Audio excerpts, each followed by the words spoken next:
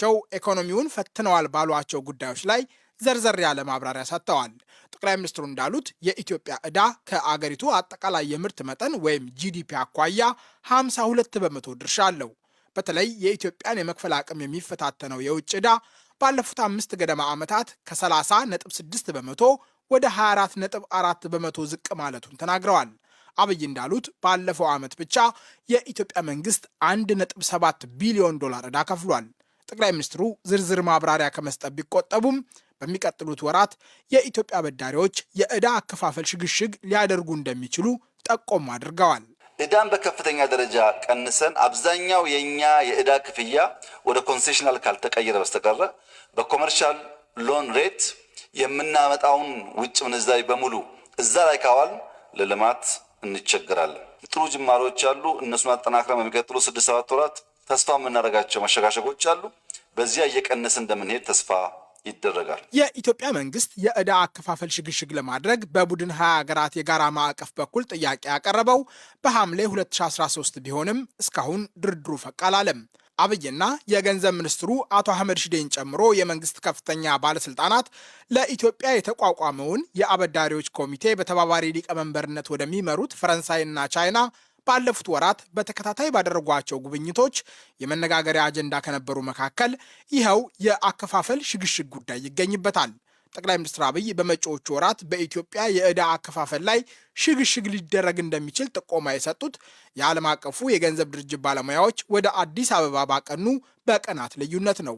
የድርጅቱ የኮሚኒኬሽን ዳይሬክተር ጁሊ ኮዛክ ባለፈው ሳምንት ለጋዜጠኞች በሰጡት ማብራሪያ ኢትዮጵያ ከዓለም አቀፉ የገንዘብ ድርጅት በጠየቀችው እገዛ ላይ ለመወያየት የቴክኒክ ስራዎች እየተከናወኑ መሆኑን አረጋግጠው ነበር።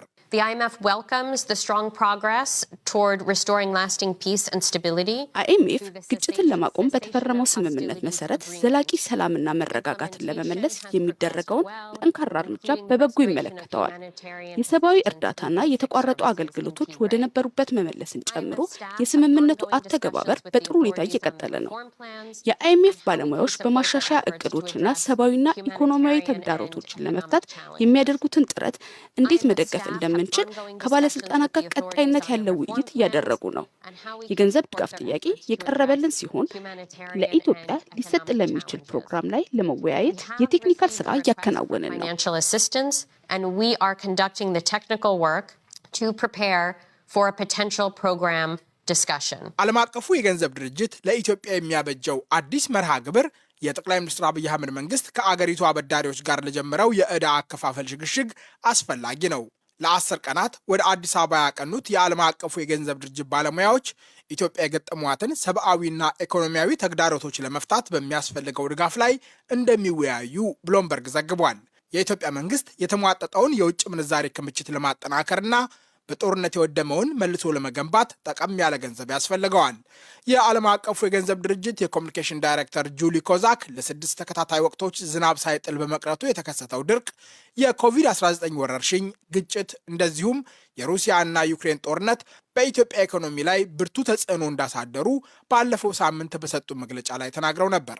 የምግብ ዋስትና እጦት፣ የሰብአዊ እርዳታ ፍላጎት፣ የዋጋ ንረት፣ የውጭ ምንዛሪ እጥረትን ጨምሮ የኢትዮጵያ ኢኮኖሚያዊ ተግዳሮቶች ብርቱ መሆናቸውን ጁሊ ኮዛክ አስረድተዋል። ጠቅላይ ሚኒስትር አብይ አህመድም ትላንት ማክሰኞ በህዝብ ተወካዮች ምክር ቤት በሰጡት ማብራሪያ ከእነዚህ ተግዳሮቶች የተወሰኑት ብርቱ መሆናቸውን አልሸሸጉም። በኢትዮጵያ ላለፉት 20 ዓመታት ያለማቋረጥ ሲያድግ የቆየ የዋጋ ንረት በአምራቾችና ሸማቾች መካከል ባለው የአቅርቦት ሰንሰለት ችግር እንደተባባሰ አብይ ተናግረዋል። ከዓለም ገበያ ወደ ኢትዮጵያ የሚዛምተው የዋጋ ንረት በጦርነት በድርቅ መበርታቱን የገለጹት አብይ አገሪቱ በእርዳታ የምታገኘው ገንዘብ በእጅጉ መቀነስም አስተዋጽኦ እንዳበረከተ ጠቅሰዋል። ከገጠር ወደ ከተማ የሚደረግ ፍልሰትና ምርት መደበቅ ሌሎች አብይ የጠቀሷቸው ችግሮች ናቸው። በጠቅላይ ሚኒስትር አብይ አህመድ ማብራሪያ መሰረት የኢትዮጵያ መንግስት በ2015 በግብር የሰበሰበው ገቢና 8 ወራት ባስቆጠረው በጀት ዓመት የነበረው ወጪ ከፍተኛ ልዩነት አሳይተዋል። ጠቅላይ ሚኒስትሩ እንዳሉት በበጀት ዓመቱ የኢትዮጵያ መንግስት ከታክስ 210 ቢሊዮን ብር ቢሰበስብም ወጪው ግን 376 ቢሊዮን ብር ደርሷል። የመንግስት ገቢና ወጪን በሚመለከት የተጣራ ታክስ 210 ቢሊዮን ብር ነው ያስገባነው እስካሁን። ይሄ በአሃዝ ደረጃ 28% አድጓል። ነገር ግን ታክስ ጂዲፒ ሬሽዮ በሚባለው አሁንም በጣም ዝቅተኛ ነው። በቁጥር እያደገ መጥቷል። ጂዲፒውም እያደገ ስለሆነ የምንሰበሰበው በቂ ስላልሆነ ተጨማሪ ስራ ይጠበቅብናል። ወጪያችን ግን 376 ቢሊዮን ብር ነው የሰባት ወራት። ከገቢያችን ብዙ ይበልጣል። ከገቢያችን ብቻ ሳይሆን ወጪ ብቻውን 31% አድጓል። ይህን ያመጣው ሰው ሰራሹም የተፈጥሮ አደጋውም ቅድም ሲነሳ የነበረው ተጨማሪ ገንዘብ ለማፍሰስ ስለሚያስገድድ በብድር በእርዳታ ካልተሞላ በስተቀረ በገቢ ካስገባኑ ባሻገር ያለ ፍላጎት እንደ መንግስት ለማሟላት ያስቸግራል። ኢትዮጵያ ባለፉት 8 ወራት ለዓለም ገበያ ካቀረበቻቸው ሸቀጦችና አገልግሎቶች ያገኘችው ገቢ ካለፈው ዓመት አኳያ በ25 በመቶ እድገት እንዳለው ጠቅላይ ሚኒስትሩ ተናግረዋል። ከዚህ ውስጥ ከአገልግሎት ዘርፉ ብቻ የተገኘው ገቢ 4.3 ቢሊዮን ዶላር ገደማ እንደሚደርስ አብይ አስረድተዋል። ከውጭ ቀጥተኛ መዋለ ንዋይ ወይም ኤፍዲአይ በ8 ወራት ከአምናው በጣም ከፍ ያለ 2.2 ቢሊዮን ዶላር መገኘቱን የጠቀሱት አብይ ከ90 በላይ ፕሮጀክቶች በተግባር ስራ ውስጥ እንደገቡ ገልጸዋል። ለኤክስፖርት በሚመለከት ያው ባለፈው ዓመት ሻል ያለ ኤክስፖርት መመዝገቡ ይታወቃል። ዘንድሮ እስካሁን ያለው ኤክስፖርት ከምናስበው እቅድ ትንሽ ዝቅ ያለ ነው። ዝቅ ያለበት ዋናው ምክንያት ወርቅና ጫት አምና ከሸጥነው በጣም ባነሰ በኮንትሮባንድ ምክንያት ዝቅ ስላለ፣ ለምሳሌ ወርቅን ብቻ ብንወስድ አሶሳ አምና ወደ ማዕከላዊ ገበያ 20 ኩንታል ወርቅ ያቀረበ ሲሆን ዘንድሮ ግን 3 ኩንታል ወርቅ ያቀረበው። አብዛኛው ወደ ጎረቤት ሀገር ሄደዋል ማለት ነው። ወርቅ እያመረትን ወደ ማዕከላዊ ገበያ ከማምጣት ይልቅ በአሻጥርና ኮንትሮባንድ ወደ ጎረቤት ሀገራት በስፋት ይሄዳሉ። ታንታለም ጉጂ ይመረታል። ኢትዮጵያ ኤክስፖርት ከምታደርገው በላይ ግን የማያመርቱ ጎረቤት ሀገሮች ኤክስፖርት ያደርጋሉ።